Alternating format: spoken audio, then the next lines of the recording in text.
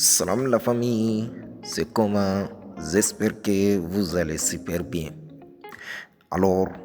an ka nin video kɔnɔna la an bɛna kuma La Reine Keti ale ka actualité dama damani kan. A fɔlɔfɔlɔ o bɛ tali kɛ ka ɲɛsin La Reine Keti ale ka sumu belebeleba ma Faransi ale dugukolo sanfɛ. Ko ni Ala ma baasi kɛ ko garansumu dɔ kɛlen don ka labɛn a tɛ giringirin Royaume Keti maaw fɛ min ni La Reine Keti ko a kan ka taga o ɲɛnamaya an b'a fɔ comme d'habitude san o san u bɛ deli ka mun kɛ. O tɛmɛnen kɔ ka bɔ yen nɔ kilipu kura min yɛrɛ fana min ni o balansera a fɛ Nabintu Bula an y'a ye ko a kilipu sinama in kabini a bilala ko analyse yɛrɛ fana ma ta ka ɲɛsin kilipu in ma anw yɛrɛ fana fɛ fo ka taga bila kilipu traumatisé yɛrɛ fana la o fana bɔra ka chiffre incroyable dɔ yɛrɛ fana sɔrɔ a publielen kɔfɛ alors il y a 2 ans. Alors la famille an da bɛna se olu actualité dama damani ninnu ma bingini banganga ale ka yɔrɔ fanfɛla fɛ ni video man janfa. O tɛmɛnen kɔ ka bɔ yen nɔ an ka révélation belebeleba filanan fana bɛ tali kɛ ka ɲɛsin Fatimu Jabate la haute gamme ale yɛrɛ fana ma. An bɛ wagati min na i ko sisan Fatimu Jabate a kɛlen don ka i sen fila yɛrɛ fana bɔ a kɔrɔ Côte d'Ivoire dugukolo sanfɛ ni ka taga a ka concert bonya ka o da mɔgɔ caman yɛrɛ fana ɲɛkɔrɔ k'a daminɛ fɛ chef de village la alors tigɛfɛrɛlaw Masanjɛ Kone etc a kɛlen don ka olu visite caman yɛrɛ fana ɲɛnamaya. O hukumu kɔnɔna la kilipu kura min yɛrɛ fana balansera a fɛ ni a ye o titre yɛrɛ fana kɛ Côte d'Ivoire ye la famille ko a kilipu sinama in c'est exceptionnel. An bɛna kuma o yɛrɛ fana kan ka se ka walawalali belebeleba di lamɛnbagaw ma a ye to lamɛnli bolo ma fo video laban yɔrɔ faamuyali ni nimisiwasa a bɛ se k'o sɔrɔ cogoya min na et comme d'habitude video kɛta ninnu mana diya aw ye ni aw ye mɔgɔ kura ye a k'aw jija k'aw abonné ka cloche activer prochaine information a bɛ se k'olu bɛɛ lajɛlen sɔrɔ nɔgɔyaw la let's go. Ko deliko bila man di ko maa faden ko o ye i kumakan yɛrɛ fana ye nin kuma belebeleba fila ninnu ko kɔrɔ de bɛ o la. Alors a tɛ girin Royaume Keti olu ye u deliko daminɛ alors la famille san o san u bɛ deli ka garansumu min ka o ɲɛnamaya bingini banganga ale tɔgɔla Faransi dugukolo sanfɛ san o san an y'a ye bingini fanu minnu bɛ Faransi dugukolo sanfɛ olu kɔni bɛ dɔn dɔ kɛrɛnkɛrɛnya ka se ka sumu belebeleba dɔ sigi u ka artiste tɔgɔla Faransi dugukolo sanfɛ togoya min na u n'u ka dɔnkilidala bɛ se ka fɛrɛ. Toga min na u n'u ka dɔnkilidala olu bɛ se ka ɲɛnajɛ fitinin dɔ pase moment fitinin dɔ pase ɲɔgɔn fɛ alors o kɛra deliko yɛrɛ fana ye wa n ko adamaden ko i faden o ye kumakan ye a ka dɔn k'a fɔ nin layidu belebeleba min yɛrɛ fana taara a tɛ girin maabaw fɛ jatigibaw fɛ u bɛ ka bɔ ni a sira ye san o san u kɛlen don ka wuli ka jɔ kɛ ka sali dɔ ta ka bingini banganga invité a ka se ka taga sumu yɛrɛ fana ɲɛnamaya yen nɔ u kɔni ma o layidi sunama in o sɔsɔ an bɛ se k'a fɔ ko u ni kankelentigiya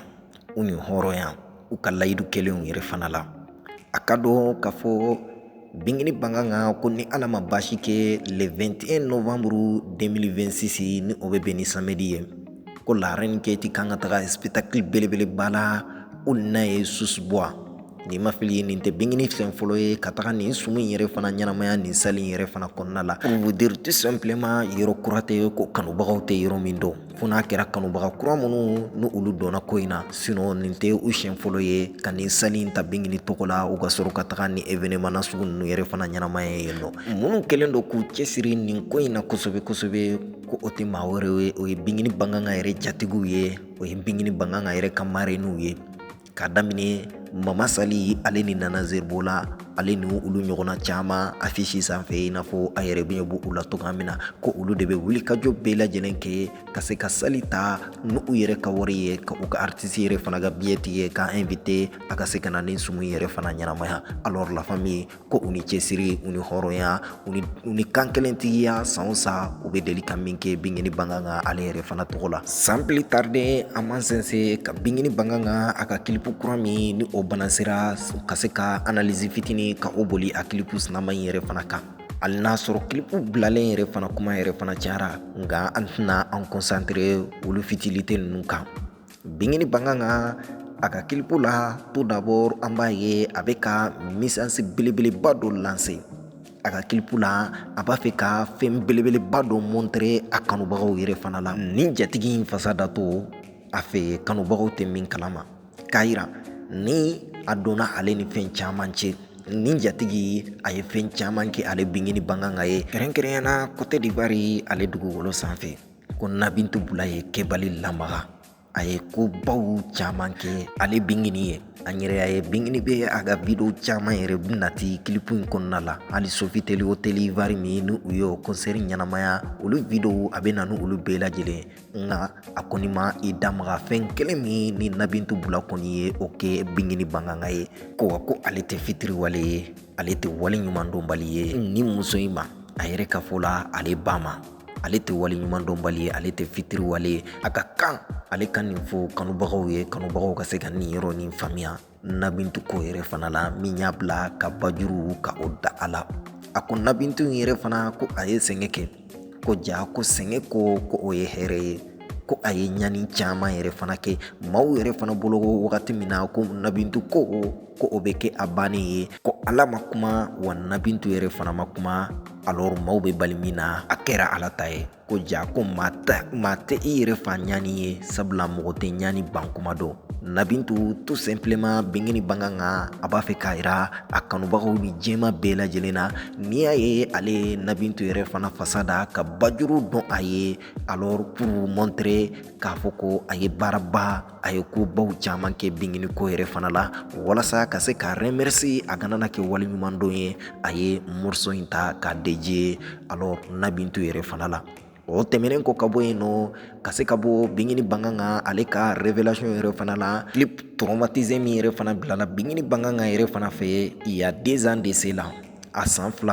ani kalo damadamani an bɛ o yɛrɛ fana kɔnɔna la ka ban alors ni o ye clip traumatisé ye a bila wagati a ma kɛ basi ye ko an n'an de sera réseau sanfɛ alors o clip sinama in san 2 dafalen kɔfɛ a sera ka 13 millions yɛrɛ fana cumulé 13 millions de vues YouTube yɔrɔ fanfɛla la kanubagaw ko u saraka o ta ko ɲɛsin ani clip belebeleba sinama in yɛrɛ fana ma o ye an ka révélation belebeleba fɔlɔ ye o tɛmɛnen kɔ ka bɔ yen nɔ an bɛ sɔrɔ k'an ka video yɛrɛ fana datugu ni Fatimu Jabate la haute gamme ale yɛrɛ fana ka actualité damadamani ye la famille Fatimu actuellement ko ale yɛrɛ fana bɛ fɛn min ye Côte d'Ivoire dugukolo sanfɛ depuis le 1er août ninnu wagati an y'a ye Fatimu ale y'i sɛnsɛn ka taga Côte d'Ivoire dugukolo sanfɛ ka d'a kan a ka concert belebeleba de kan ka ɲɛnamaya la fin de mois de août ni o ye le 29 ye août palais de la culture Abidjan Treichville ale yɛrɛ fana kɔnɔna la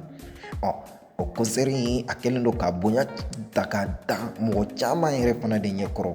a kɛlen don ka visite kɛ ka sen 2 bɔ a kɔrɔ ka déplacer ka taga concert bonya da Ivoire mɔgɔ caman yɛrɛ fana ɲɛkɔrɔ an y'a ye a ye déplacement kɛ ka taga chef de village fɛ Ivoire dugukolo sanfɛ ni ka taga concert bonya da a ɲɛkɔrɔ Mama Aïcha Kone ninnu bɛɛ lajɛlen a ye concert bonya da olu bɛɛ lajɛlen ɲɛkɔrɔ fo ka taga se Masanji Kone yɛrɛ fana ma a ka don a fana kɛlen don ka i cɛsiri kosɛbɛ a kɛlen don ka wulikajɔ belebeleba kɛ alors Fatimu Jabate ale ka tigew feereliw yɛrɛ fana la comme d'habitude an bɛ deli k'a ye Banbaliba artiste caman yɛrɛ fana a bɛ deli k'olu ka tigew feere tel que Mariamba Lagare Fatimu yanni concert yɛrɛ fana cɛ an y'a ye ani tigew yɛrɛ fana olu bɛɛ lajɛlen taara Masanji Kone bara ka se ka tigew d'a ma a ka se k'u feere kanubaga minnu ni olu b'a fɛ ka taga concert yɛrɛ fana la ale Masanji Kone a yɛrɛ tige yɛrɛ fana sa ko a bɛna di kanubagaw dɔw yɛrɛ fana ma gratuitement o de hukumu kɔnɔna la Fatimu a fana kɛlen don ka visite caman yɛrɛ fana ta ka olu kɛ Ivoire dugukolo sanfɛ yanni a ka concert don cɛ ka se ka taga concert bonya da olu maa ninnu yɛrɛ fana ɲɛkɔrɔ et pour finir la famille a sen cunnen kɔfɛ Côte d'Ivoire dugukolo sanfɛ artiste ye ale yɛrɛ clip belebeleba dɔ yɛrɛ fana balancer clip min ni a kɛlen don ka o da jamana yɛrɛ tɔgɔ la la Côte d'Ivoire la famille ko vraiment ko Fatimu ko polyvalent don ko vraiment ko Fatimu elle se sentir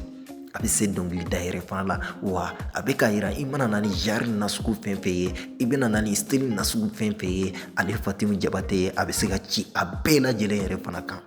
la famille a ye clip in da ni Ivoirien yɛrɛ ka accent ye ni Ivoirien yɛrɛ ka dɔnkilida tɔgɔ minnu ni olu b'u ɲɛnamaya u ka dɔnkiliw kɔnɔna la n'i y'a lamɛn a bɛ k'i kɔnɔ ko Ivoirien de don alors que c'est pas ça Alors la famille a kɔni ye o clip sinama in fana balancer Ivoire tɔgɔ la et donc ka sɔrɔ ka rendez-vous di kanubagaw ma toujours le 29 ale bɛna min kɛ palais kɔnɔna la a tɛna kɛ basi ye ko an n'an bɛ dɛsɛ ale bɛna fɛn belebeleba kɛ u ye palais kɔnɔ u ma sigi ni fɛn min ye ale bɛna taga yira u la ale bɛ se dɔnkilida bɛ yɛrɛ de la palais kɔnɔna la ko ni ala sɔnna ma ko kanubaga minnu mana u ka tigɛ ta ka taga u bɛ o dɔn sinama in na nin kun ye kɔrɔfɔ ye k'a da u kulo kan hakɛto bɛ kɔrɔfɔ na n'an donna maa minnu gasi la a kan bɛ an ka révélation nataw la